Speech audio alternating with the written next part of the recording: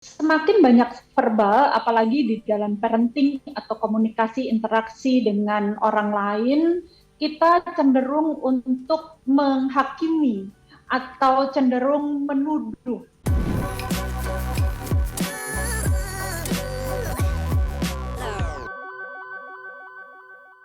Hidup adalah pilihan ya kan, pilihan untuk pakai Ya, baju warna apa, pilihan untuk berbicara, atau untuk diam dan betul.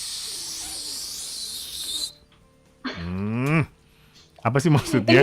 ini penting Hmm. karena topiknya emang semakin lama semakin sedikit tidak banyak kata-kata di dalam topik siaran kita nih, Mas Daniel. Karena Nama-nama topiknya A. iya, lama-lama ininya cuma titik atau tanda kutip. Kenapa? Karena saya ingin membagikan atau men-sharekan banyak-banyak sering-sering pada sahabat Sonora, sahabat TikTok, sahabat YouTube bahwa banyak hal Hmm. yang kita perlu untuk meminimalisasi verbal. I see. Meminimalisasi verbal. Kenapa? Karena semakin banyak verbal, apalagi di dalam parenting atau komunikasi interaksi dengan orang lain, kita cenderung untuk menghakimi atau cenderung menuduh seseorang atau kawan bicara kita, Hmm. anak kita, pasangan kita, mitra kerja dan lain-lain sesuai dengan apa yang kita pikirkan. Hmm. Padahal belum tentu. Ya, ya, ya, Yang ya. kedua, pada saat kita condong atau cenderung mengatakan banyak hal, kita akan semakin defense Hmm. untuk menerima jawaban dari Ya, lawan ya, atau ya, kawan bicara kita. ya. Jadi pada saat saya marah, pada saat saya kesel, pada saat saya bete, Hmm. saya cenderung mengurangi bahasa verbal saya Hmm. dan mengambil waktu untuk sendiri. Oke. Itu kenapa dalam topik ini saya mengatakan I ini see. bisa juga menjadi body language, Mas. Hmm. Hmm. Jadi pada saat kita misalnya di keramaian, ini boleh dicoba ya gitu. Jadi di keramaian misalnya bising gitu ya. Kemudian kita melakukan ini dengan intonasi yang sama persis seperti yang Hmm. saya akan lakukan ini, orang akan menangkap itu sebagai instruksi diam. Hmm. Yang dilakukan bukan ini, Hmm. tapi satu kali dengan intonasi yang ditekan, bukan melengking. Yang dilakukan adalah ini. Hmm. Pasti Ini diem. bisa pasti diam. Jadi ini sudah melalui sebuah penelitian yang panjang, Hmm. survei yang panjang, dan yang kami dapatkan bahwa pada saat seseorang mendengar mendengar stimulasi ini pada telinganya, diolah dan dicerna sepersekian detik oleh otak sebagai instruksi diam. Hmm. Kalau berkali-kali memicu adrenalinnya dan membuat seseorang cenderung untuk melakukan apa yang kita minta untuk diam. Nggak Jadi paham. kalau kita melakukan berkali-kali, Hmm. Hmm.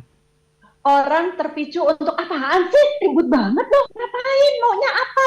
Dan lain sebagainya. Ini seringkali dilakukan oleh para Oh. guru, Ya, para ya, dosen. ya. Kelasnya tidak ada gurunya, tentu saja kemudian semuanya ngobrol. Ya. Seru tuh ya kan, Hmm. dari ngomongin pacar sampai ngobrolin orang tua di pagi hari tuh. Hmm. Semuanya keluar. Begitu dosen atau gurunya masuk, biasanya guru akan melakukan ini. Hehehe. Hmm. Hmm. Banyak sekali stimulasi otak yang dilakukan satu waktu pada detik yang sama, pada menit yang sama. Hmm. Dan bukan diam, mereka makin ramai. Hmm. Semakin ramai, guru atau dosennya makin marah. Hmm. Padahal secara tidak disadari, guru dan dosen memicu adrenalin para Oke. mahasiswa-mahasiswi dan anak-anak didiknya untuk berperilaku ramai. Jadi cukup satu tadi ya. Satu kali kemudian diam. Jadi, shh. kemudian diam. Hmm. Boleh duduk, boleh berdiri, kemudian pandanglah mengitari kelas itu atau ruangan di mana orang-orang yang berisik atau yang bising itu berada. Jadi yang dilihat adalah ruangannya atau satu-satu personalnya, di situ individunya, tapi tidak di bola mata. Ada di triangle namanya, Mas Daniel, di antara dua alis, atau di atas kepala, atau di ujung hidung. Oh, oke. Kenapa di situ? Karena pada saat kita melihat eye contact-nya di bola mata, biasanya orang akan merasa ditantang. Sehingga proses alami kita adalah defense atau bertahan hidup atau menyerang. Tapi kalau yang dilihat adalah di antara alis atau di ujung hidung atau di atas kepala, orang akan calm down.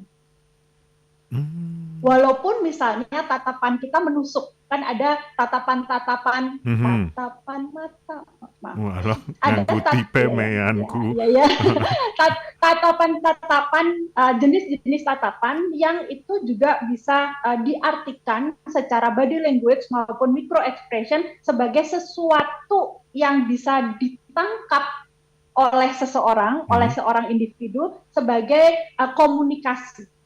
Jadi bukan verbal, bukan ngomong, tapi body language atau micro expression.